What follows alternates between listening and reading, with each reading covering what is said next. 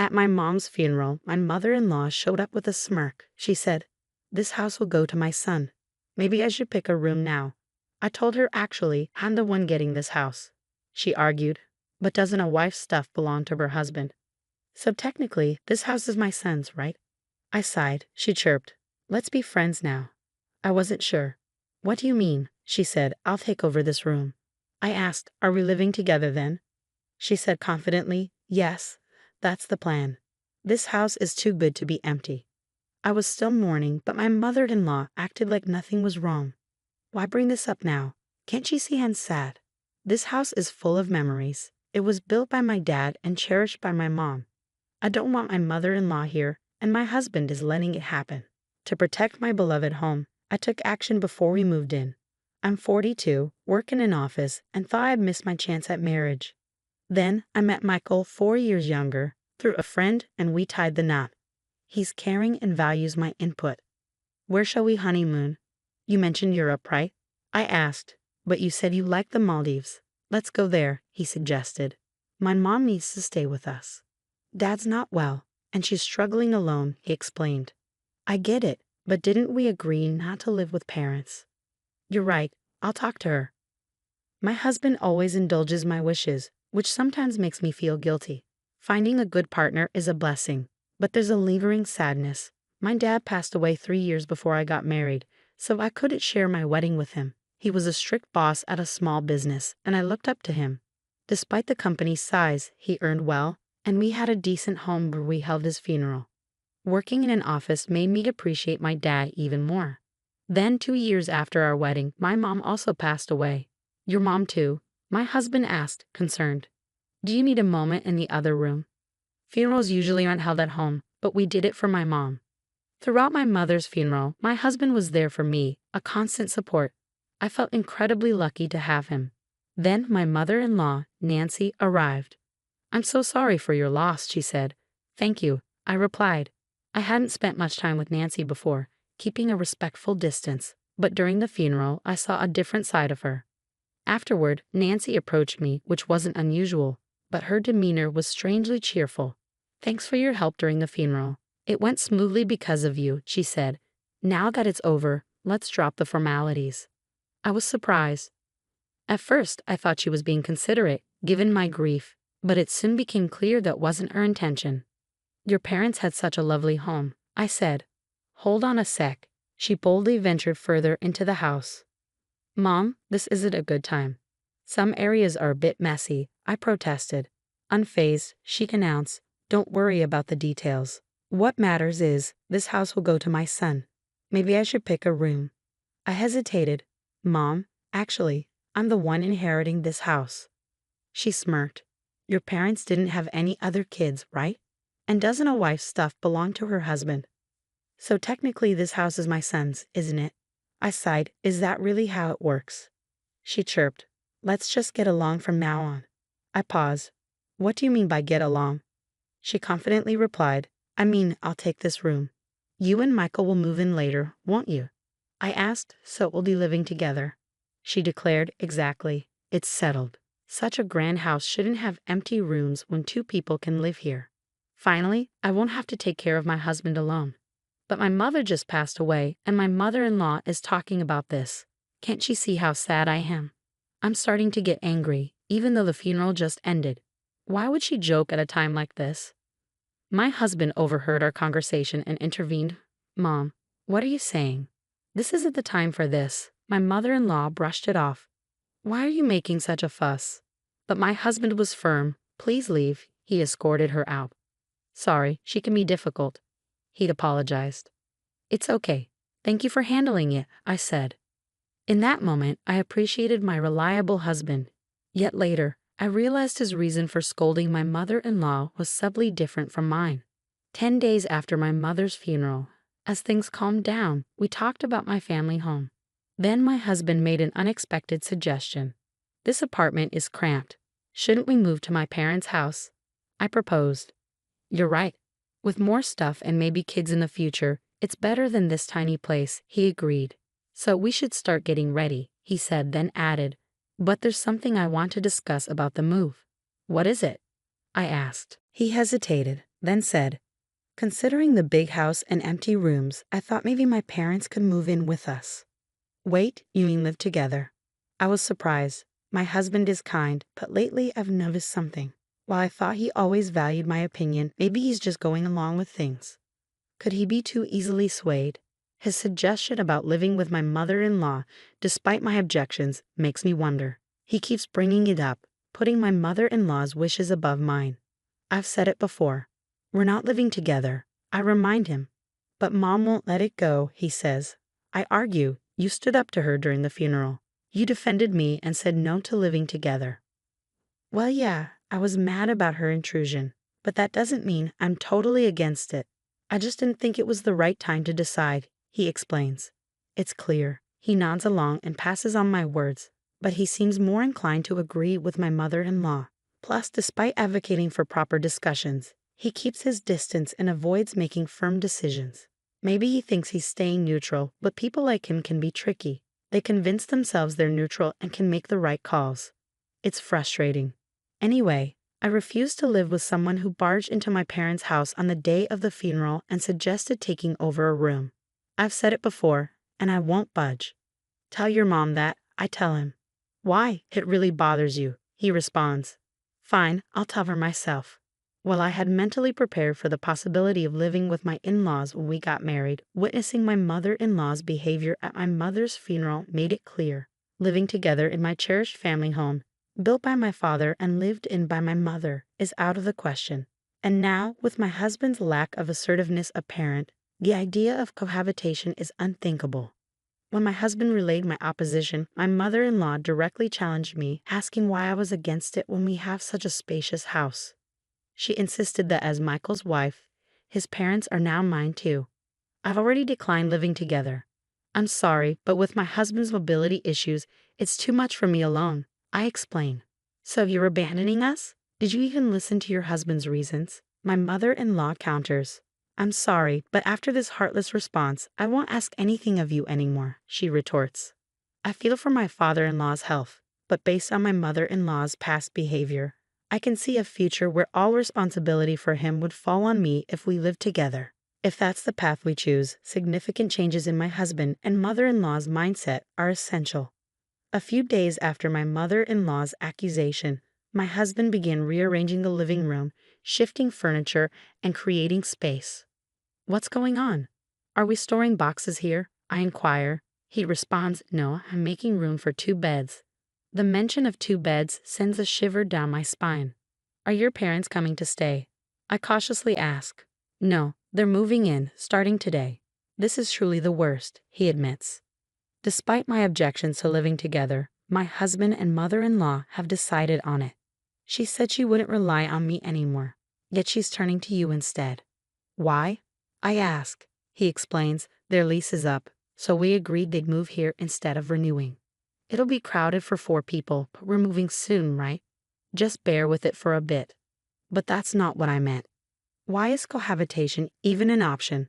I've said before I don't want to live with someone who barged into my parents' house on the day of the funeral and suggested taking over a room. I'll talk to Mom. From now on, we'll be living together, so please try to get along, he insists. Why do you always side with your mom? I question him. He explains it's not about favoring her. I consider both your opinions and make a decision. My husband, usually accommodating towards my mother-in-law, seems to have fallen into her cohabitation plan. Maybe he's unknowingly influenced by her, thinking he's making independent choices. I used to see my husband as kind and caring, but paired with my mother-in-law, he becomes quite a challenge, and now I'm reluctantly pushed into living with my in-laws, just as I feared. This apartment is too small for 4 adults. We'll manage until we move, I remark. It's frustrating. She just arrived, and now she's complaining about the room. I apologize for the sudden addition of 2 elderly people. We'll try not to inconvenience you. If your mobility issues cause any problems, please let us know. My father-in-law, Tommy, who has mobility issues, seems better than expected. He experiences minor discomfort when moving, but nothing serious. Was my mother-in-law genuinely struggling to care for him? He's polite and even offers to do things on his own. Unlike my mother-in-law, he doesn't seem troublesome. Or so I thought. Is there a pharmacy nearby?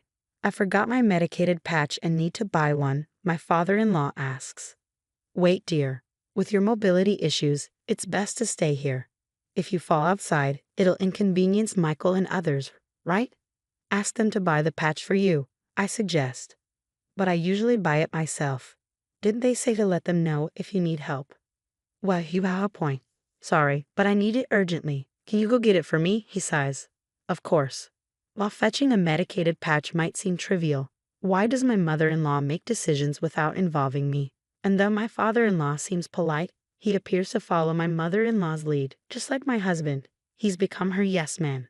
It's a small errand this time, but as we continue living together, I fear everything will eventually fall on me.